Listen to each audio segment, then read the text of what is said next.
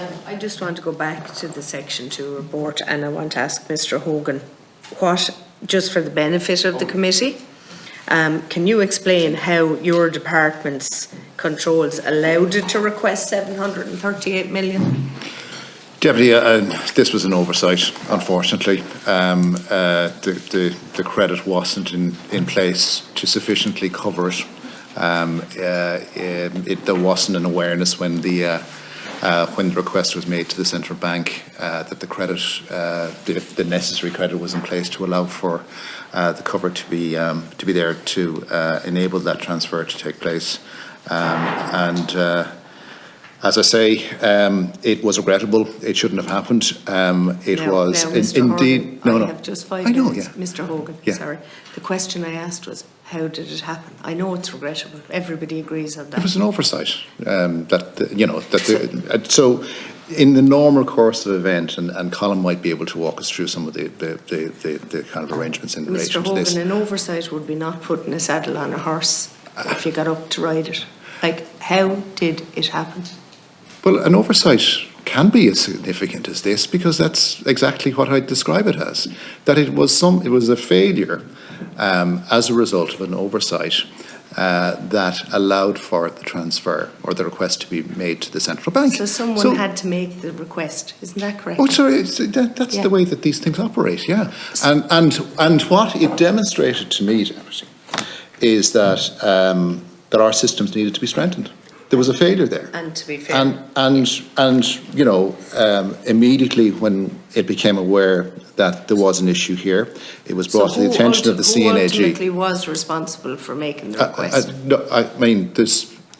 No, I mean... I don't like to personalise a situation where there was a systems failure, right? And the organisation system should have been stronger to allow for 38 million of a mistake is not personal, it's exchequer funding. Now, I don't want to argue with you. I'm asking straightforward questions on behalf of the people who elect me. This is the Public Accounts Committee. I'm not going to take an attitude with you. Are you not answering that question then? Because it's straightforward. There was somebody in a position responsible for making that request. You have identified that person, have you? Yeah, I mean, I'm not asking you their name. It's a member of the team that was involved in this, right? It's a member of a team. Yeah. But was that person available then? How do you mean available? Well, who identified the mistake? Where was the person when it was identified? The central bank picked up the mistake the next. So where was the person that made the request when the mistake was identified? Where was the person that made the request? I said, where was the person who made the request when the mistake was identified, which was... So the request, as the circumstances of this, I think it arose on a bank holiday weekend. Was that it? Yeah. And the central bank, in its clearance at the end of the day, identified the issue on the Friday, and they would have made it known at the Friday late in the day. Yeah. To who? To the department. To department. And would the department have said to the person who you say is responsible for making the request, did you contact them and ask them, did you do this? You said there was a person responsible for making the request. I mean, that's the way these things operate, and that somebody has as part of their role on the bank holiday weekend. Need. Was the person then on the bank holiday weekend brought in to answer as to what happened? But I don't think it was picked up until the following Tuesday.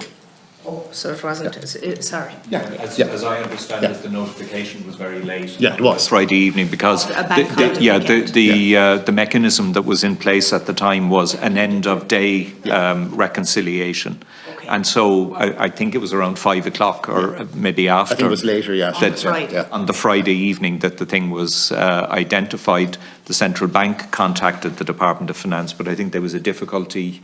I'm not sure whether there was a phone call involved or a message was sent. And then on the Tuesday morning, the department officials recognised that there was a problem, and they contacted us immediately. Yeah. Okay, so it was identified and there was a 4-day lapse. Is that what you're saying? As it happens, yeah. Was that simply because it wasn't taken serious, or was it because it was a bank holiday weekend? Deputy, we take these things extremely seriously. It was just the unfortunate falling of the weekend and the bank holiday. So, like, I'm taking it serious, Mr. Hogan. So was there a 4-day lapse in which nothing happened? But it was 4 days lapse in which nothing happened because there wasn't an awareness that had been a problem until the Tuesday morning. So have I misunderstood this? It was identified at 5 o'clock on the Friday. Yes. It was identified As late on Friday. Later on Friday. To who? In the central bank. In the central bank. And the central bank, you're saying, Mr. Hogan, didn't notify the department until Tuesday? No, I think the central bank notified the department on Friday evening, but the message wasn't picked up, I think, until the Tuesday morning. Okay, so in other words... It could have happened on a Tuesday and it would have been dealt with on Wednesday morning. It was just unfortunate that it happened to be a bank holiday weekend as well. That's one word for it, but the fact that there was a request of this nature made and it was just taken for granted. What do you mean taken for granted? Well, I'm saying that it was never followed up in any shape or form, but that this could have been identified. It was like, surely you have identified that there's an issue, given that you've now reviewed the situation. Yeah. So I don't know why you're looking at me so incredulously. I didn't make the mistake. You did. You understand? Oh, no, I understand, Deputy. Yeah, I mean, sorry. It's not incredulous. Yeah. It's here on paper. Yeah. So if you're thinking that what I'm saying is mad, I'm not sure you really have identified the issues, Mr. Hogan. But I can't really get this. Fairness. No, I think in fairness, you think you should be mad, right? I think in fairness. But he's looking at me and his actions are displaying all of that you're not taking it very seriously. I'm taking it extremely seriously. So if you are taking it... Personalising it. Not finished yet. No. So, Mr. Hogan, you sent a personalise briefing the document into this committee. Yes. Have you signed a new SLA that identifies takes all of the issues into account to prevent this from happening? The SLA covers all of the issues in relation to this. I know have you signed a new SLA? Because that's what the document says. It says all lessons learned would be reflected in an updated SLA. So when did you sign it and what is contained in it? I don't have the date for when the SLA was signed. We can get that for you, Deputy. Absolutely no issue Well, with that. we're like, is it 3 weeks, 4 weeks? When was it Colin, signed? do we have a detail on the SLA and when it was done? It was signed on the 13th of April. It was signed on the 13th of April. Thanks, Mr. Malloy. And is it possible for the committee to have a copy of that? I have no issue with that, the SLA being made available. So you might to me. submit that for the benefit of the committee. For the record, it's for the record. I'm not being incredulous in relation to all of this. I'm just trying to interpret the way that you're asking the questions. Judge for themselves. As I said, like, there's a number of mistakes contained in 2 reports. There's lots of small mistakes, little issues, and between us here, it's already been pointed out. At the end of the day, I understand. I was in business for 30 years, and of course they do go bankrupt and they do go into liquidation and all those things. But like, people persistently say, what's the point of regulators? Ashtrays on motorbikes is how people come to me and refer to them. Like, when our last regulator told us that the banks were fully capitalised, well, we know how that ended. So it's not good enough to come in here, any of you, and say, sure, these things happen.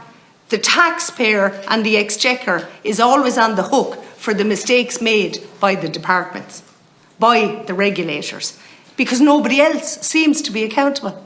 Nobody. They're identified, they're regrettable, all those things.